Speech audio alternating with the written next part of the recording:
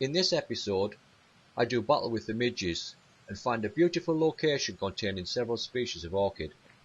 I show you how to achieve clutter-free backgrounds to help keep the focus on your subject and highlight the importance of leaving no trace. It's not about having high-end camera kit though, so I also show you just how easy it is to capture images using a basic camera and kit lens. This morning we're here in the North Pennines being eaten by midges. I've come out early for a reason, not necessarily for the light this time. I don't want a lot of light on this subject. The subject being orchids. We're out photographing flowers in general, but I found quite a nice orchid here to photograph. I've come out early because it tends not to be quite as windy early in the morning, and as the day progresses it gets windier.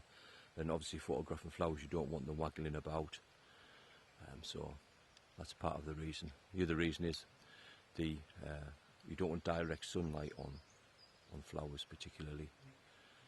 Doesn't look nice on a flower, a lot of bright sunlight on it. You tend to get sort of burnt areas where one area is overexposed and other areas in shadow, and it just doesn't look particularly nice. So yes, so we're in this lovely little limestone quarry in Teesdale, and yes, we're going to photograph some wonderful orchids. There's loads about. Today I've specifically picked an orchid that's on a short stem, and I've picked it on a short stem because the longer orchids tend to wave about in the breeze. For all reason, really, you can't feel a breeze at the moment. They do very, very slowly move about. So I've picked one with a short stem, and that means it doesn't waggle about as much in the breeze. So yes, that's the first thing. The other thing is we've added a polarizing filter on it to just take down a little bit of the glare. Very, very dewy this morning, so again lots and lots of reflection. So even though there's no direct sunlight on it, you still get problems with glare. Now you might have noticed that I'm using a 70 to 200mm lens rather than, say, a macro lens, and the answer is fairly simple at the moment. Being a nature reserve, I'm sticking with the path here. I'm not going to get off the path, and to use a 100mm lens on this flower here, this orchid, would mean leaving the path and trampling the vegetation. So yeah, it's a bit of a compromise, but ultimately the most important thing is that when you're taking your photographs, you're not damaging any of the environment, as it were, any of the habitat. Okay, we're on a 10-second timer just to give the camera just time to settle down so it's not bouncing or moving. 2-second timer is a little bit short for this long lens.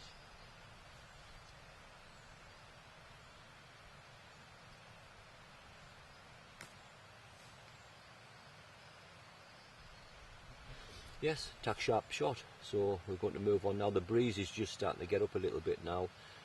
Today could be a 1 or 2 shot wonder. I don't think that we'll be getting many shots just in this particular location because the breeze is starting to move the flowers now. So it means up in the ISO and the quality of the images is a little bit less. Okay, next place. Okay, in this shot we're about to take, as you can see, there's a really distracting blade of grass, and it really is tempting just to, pluck that piece of grass out or whatever, but it really isn't acceptable. So what we're going to do is lots and lots of little micro adjustments until we get into a position where the grass isn't a distraction. So that we move on to another plant. Sometimes you can just sort of lay your hand on if it's really close and just move the grass out of the way a little bit temporarily.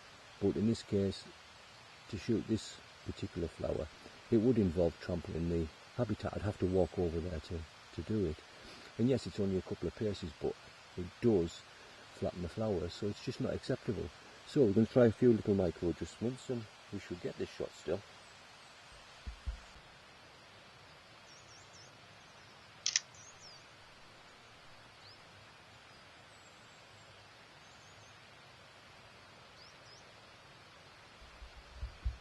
Okay, so we've moved on a little bit. We've moved to another location. a little bit further along the track.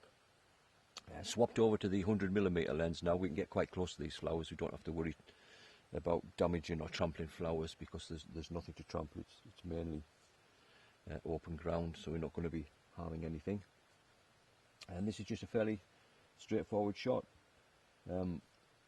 The 100mm macro, just on the flower, keeping the plane of the camera as well, so the sensor is parallel with the flower rather than on an angle. If you have the camera on too much of an angle, then it tends to affect the depth of field, because you're really working paper thin here.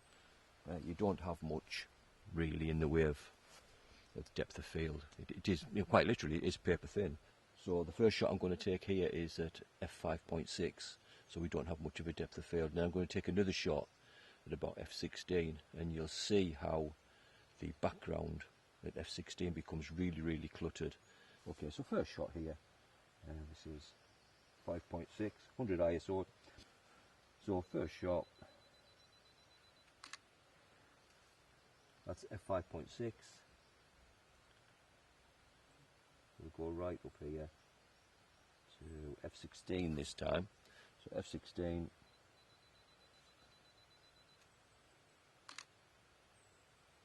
and as you can see, the background there, even just on camera, I think you're probably able to see that by just looking at the screen. It's quite a cluttered image, but I'll put both pictures up.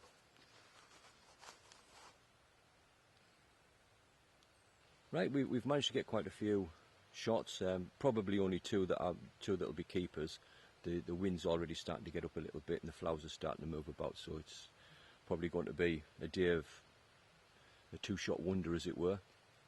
But what I want to show you is the fact that you don't have to have the best kit to get decent shots, whether it's flowers, landscapes, general wildlife, as long as you can get close enough. And in this particular instance, I'm going to take exactly the same shot as I've just taken with the EOS R with a 70 to 200mm lens. I'm going to use the EOS M camera, fairly basic camera really. I'll just set it on AV, focus on the plant, and that'll be it. That'll be the shot. So we're not going to try too hard even. And as you'll see, you'll still get a decent shot. So anyway, here we go.